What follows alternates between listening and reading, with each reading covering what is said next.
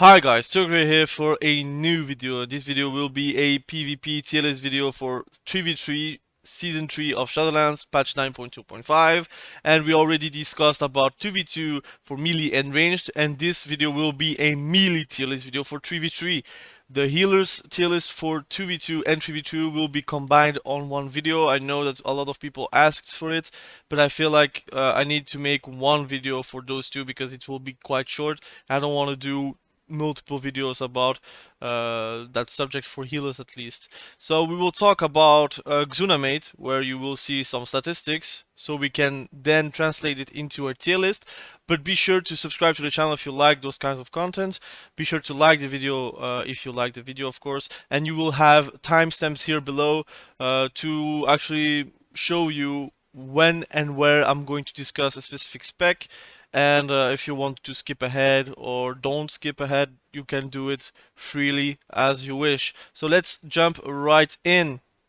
We are on Xunamate for 3v3 and we are in EU, but we can also do NA, but I'm going to discuss both. So in EU, at the moment, there is a huge deal with Fury Warriors. I think if you're doing 3v3, you will notice that you will face Fury Warriors most of the time. At least 1/4 of your games will be Fury Warriors, like it is shown also here. And then you have also the popular Retribution Paladin at the moment, because Retri and Fury are now quite meta, I would say even god tier, comp-wise at least. Because they don't need to face versus warlock mages anymore. Their biggest matchup difficulty is facing versus a good RMP, but versus any bad RMPs, I think you can still win pretty easily. But whenever the RMP is very good at peeling your damage off, you will often not lose after 2 or 3 goes from them. So it is quite difficult to actually win versus them. Stability Rogues still very popular in 3v3, especially for RMPs, but you also see them with a Retribution Paladin, with a Thug Cleave, with a Survival Hunter, or with a BM, or with a MM. And they have quite good matchups in general. You can play pretty much any comp with a Stability Rogue. I guess some comps are quite bad and some comps are very good, but I think a good Stability Rogue can really carry games, and that's because of Shadowy Duel and the obnoxious damage that they have. A Kidney Go is often not deadly if you have no damage reduction on you or no CD available to deal with it. Feral still very popular. I see a lot of kitty cleaves. I see a lot of jungle, of course. I see also some feral fire mages. I see some feral with a shadow priest also. It's a very popular spec. So we also have a lot of Unholy Dk here. You see that, yeah, their popularity has been increased. It is actually a very good spec to be run with a Fury Warrior if you go for TSG. You can also play Vanguard, I think, how it's called, the Cleave with a Retribution Paladin. You also can play DK/DH. You can also play with a Windwalker and make it work, although I think Frost DKs are better with a Windwalker. You can make it work. I think the possibility to actually go high as an Unholy Dk has been super high this season, and I think if you're a DK fan, you have a pretty good time. HAVOC Demon Hunters still very popular. Windwalkers a bit less popular than season 1, but a bit more than season 2. Enhancement Shaman very popular because of the inherent power of Fury, although I feel like Retribution Paladin is the best partner for a Fury Warrior in general.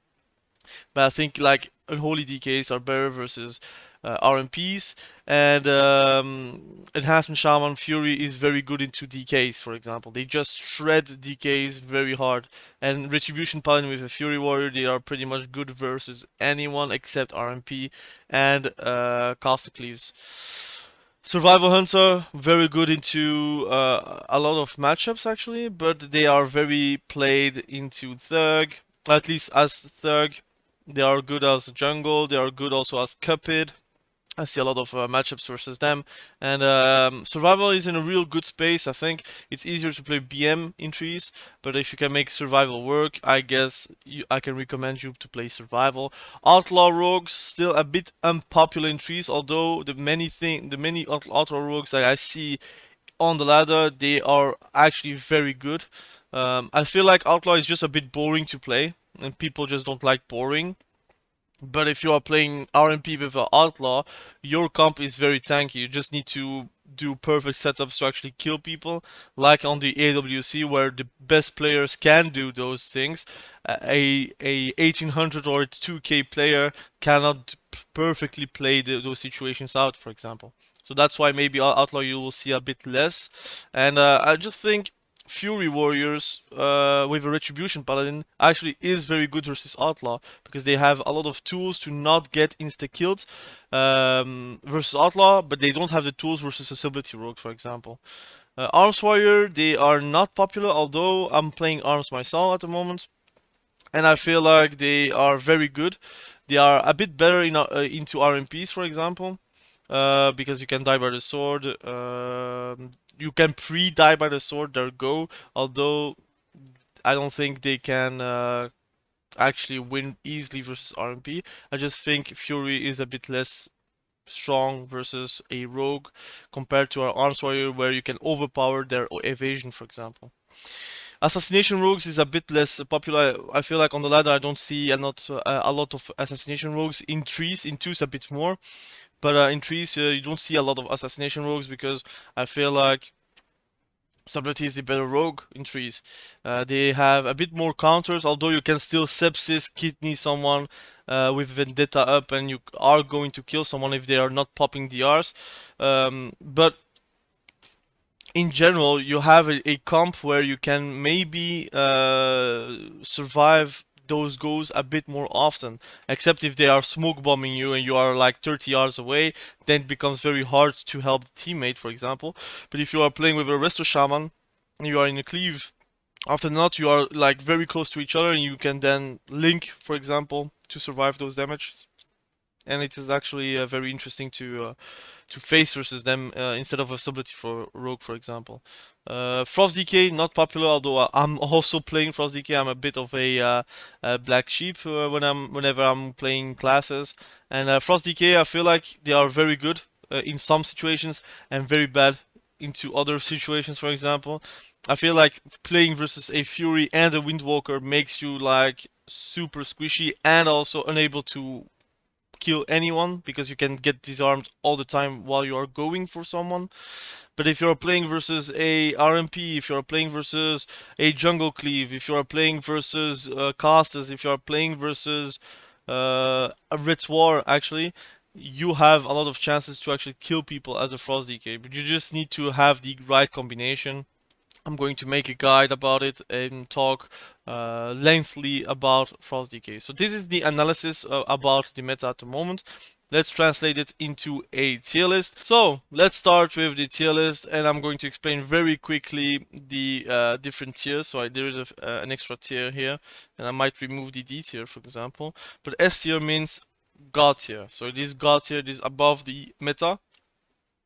A tier is meta, so it means that it's very meta. So it's the same as God tier, but the God tier is above the meta, so they have a comfortable time into the actual meta, I would say. B plus is close to meta, B tier is average, C tier it is underpowered, and D tier it means that it is garbage, doo-doo, I would say. Let's talk about B tier real quickly. B tier means average, which means that it is not bad, but also not good. They will need a few buffs to actually put them at a good tier list or a close to meta tier list or into the meta, for example. But they have good matchups, but they also have very bad matchups, and that's why it is B tier. And C tier means underpowered, that they are very, very underpowered or underestimated by the meta. And you can make it work, but it will be harder, for example. So Arms Warrior, it is B tier, which is average. They are not great, but they're also not garbage. They can do a lot of things in the meta that a lot of classes can't, but they also have very average stats. I would say they are very balanced in what they do. They have answers to pretty much everything except maybe causes, because you don't have really a lot of damage reduction versus them. But you have a lot of tools. But the problem is those tools are undertuned at the moment because of their inherent squishiness. They are quite squishy as a class, quite squishy as a spec, and the defensive stance nerf has hit them very hard, and since then they are quite hard to make them come back into the meta. Fury Warriors are just the better version for arms, like arms was the best version in season 1 compared to Fury Warriors, for example. Assassination Rogues, they are close to meta. I'm going to explain why. They are not average, they are very good, but they are average to experienced players. If you are actually experienced to play versus Assassination Rogues, you know how to react. Also, if you're on voice with your teammates, you can say, look, for the first kidney, one of us needs to trinket and help you. For the second kidney, the other one will help you. The third kidney, you trinket yourself, for example. So you need to hold your trinkets for those goes, and you need to understand that if you're trinketing outside of the Assassination Rogues go, I would say, you are not going to be successful versus them, because Assassination Rogues will just one-shot you, especially whenever they are smoke bombing you and you're 30 yards away. That will be very difficult to actually deal with it. But I think the more you play versus Assassination Rogues, the less impressive they become. Also, they are very easily killed, I would say, because if they are doing one-shot damage, they are playing Vanish Lego. No, not the Vanish Lego, but I would say the crit Lego, but they are vanishing to get the crit. Or they are playing for the long-term dampening, a bit dampening, but the CDR build, which means that you need to vanish to get the CDR back. Or you play the CDR Lego for Vendetta, but most of the time you play the Duskwalkers or the Crit Lego. But they are very squishy, more squishy than the other specs, and that's why they are B+ for me. That doesn't mean that it's bad, it just means that it is not meta for me at the moment, and it is also showing into the representation. Subtlety Rogues is just that much more played, and that's not because of the playstyle, because I think a lot of people like Assassination Rogue, but it is more about their difficulty to actually make them work into this meta where if something goes wrong, your go is going wrong, and then you are quite naked and you don't do significant damage outside of it. Enhancement Shaman is also B+ for me, above Assassination Rogues. They have turbo, they have a lot of good comps, they are good at off-healing, they are good at surviving, although sometimes you will get obliterated. But you have tools versus classes, you have tools versus melee, you have tools versus a lot of comps, but you need to use those tools very efficiently. You have Ethereal Form, which gives you invulnerability versus melees, physical damage, for example, and that can save you a lot of matchups. Like, for example, versus a feral druid, you can do it to yourself and you're not going to get damaged, for example. Versus a fury warrior, whenever they're going tunnel for you, you can do ethereal form and then you just walk away, or they continue to attack you because they don't know how it works, and you're going to be successful with it. But Enhancement Shaman is not meta because, again, there's a lot of good comps that can actually ruin your day.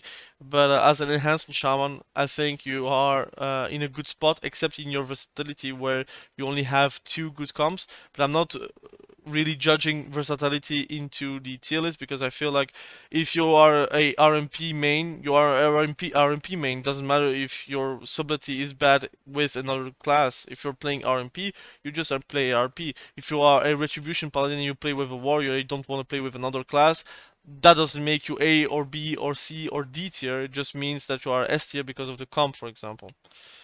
Feral Druids, it is S tier. They have like multiple good comps, but Jungle Cleave is the most played comp for feral druids, and they are very popular and also god tier. They are doing unhealable damage when they are going, and it is quite unnoticeable, except if you have weak auras or you know how to deal with the feral druids.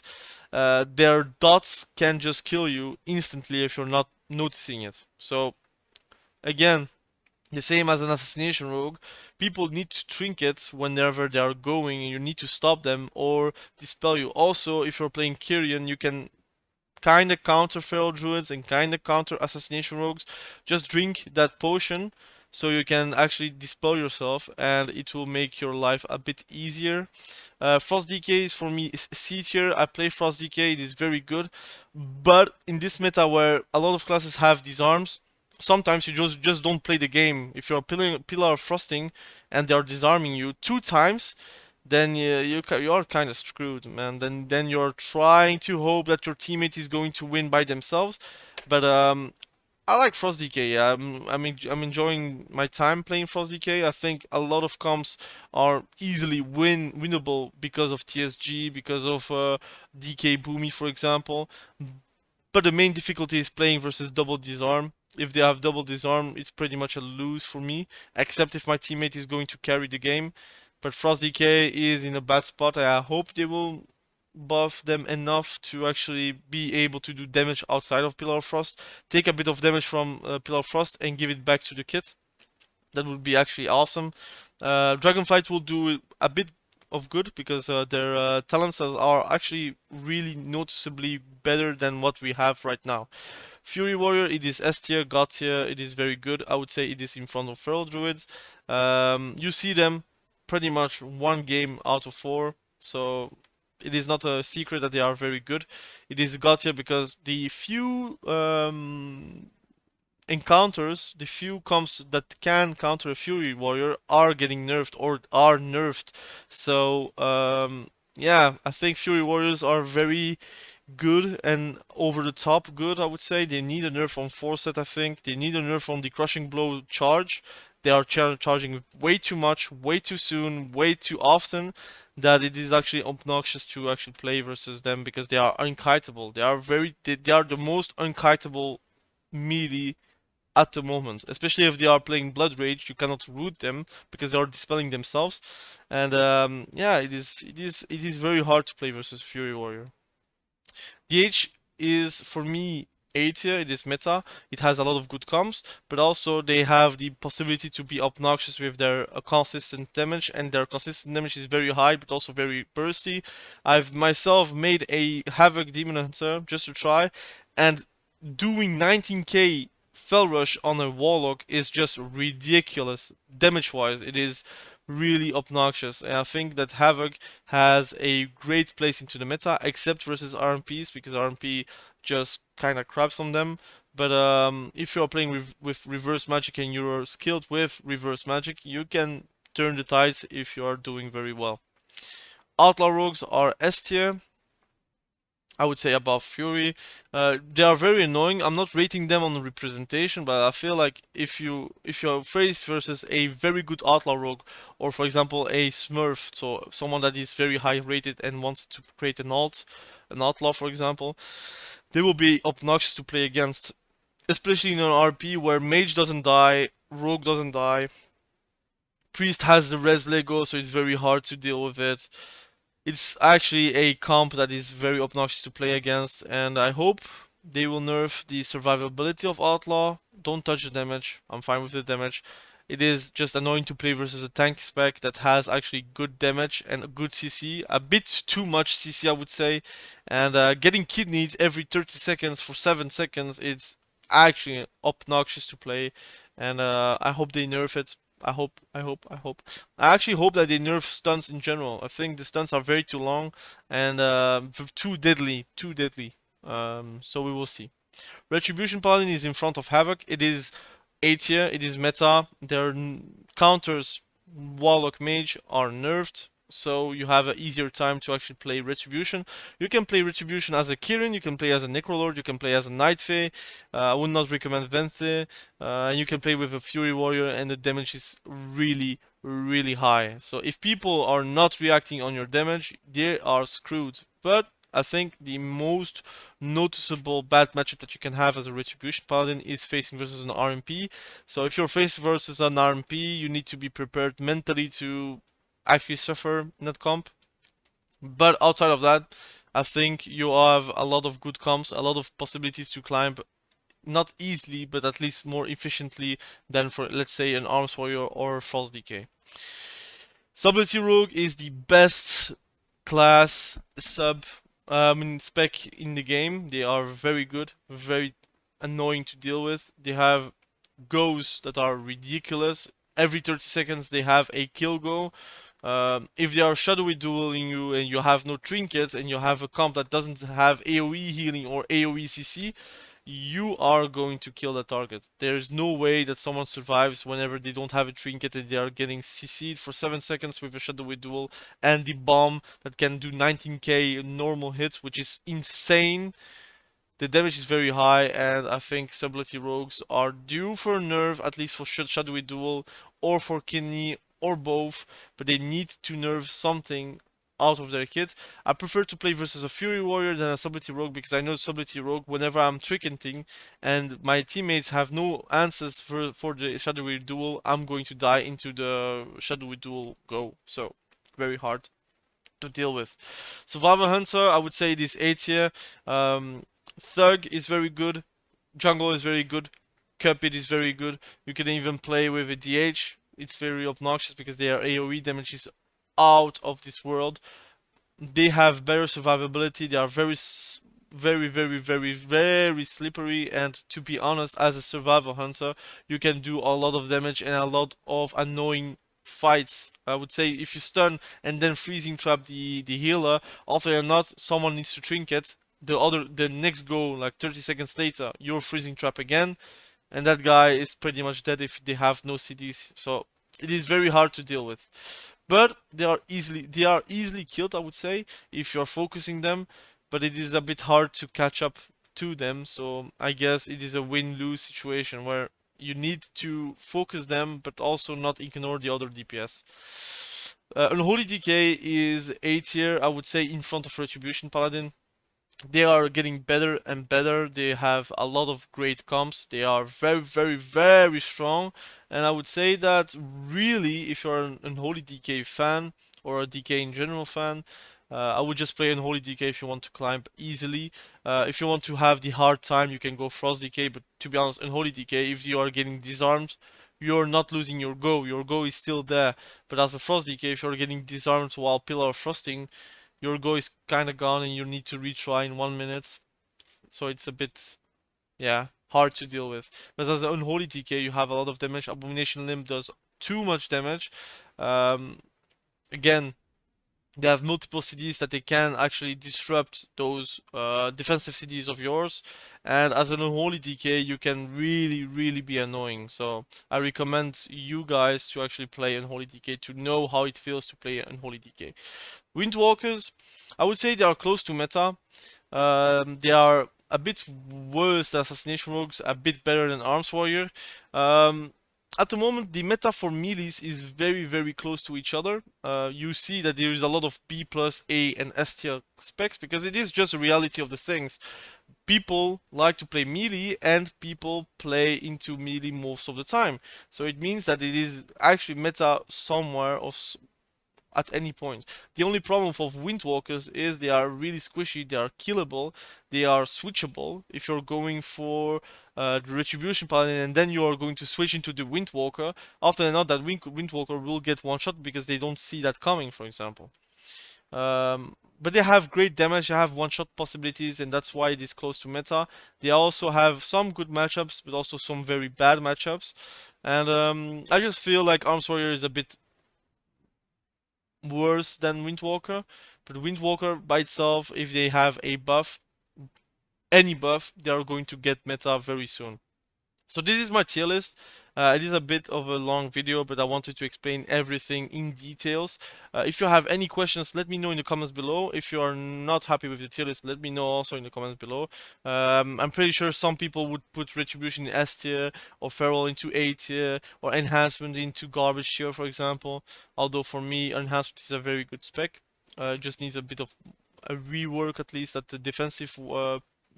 I would say the wise of to defend yourself the way to defend yourself should be changed, but we will see in the future whenever they are going to do the Dragonflight talents. So thank you for watching this video. I really appreciate you guys. Subscribe to the channel if you liked the videos that I'm producing, but also proposing.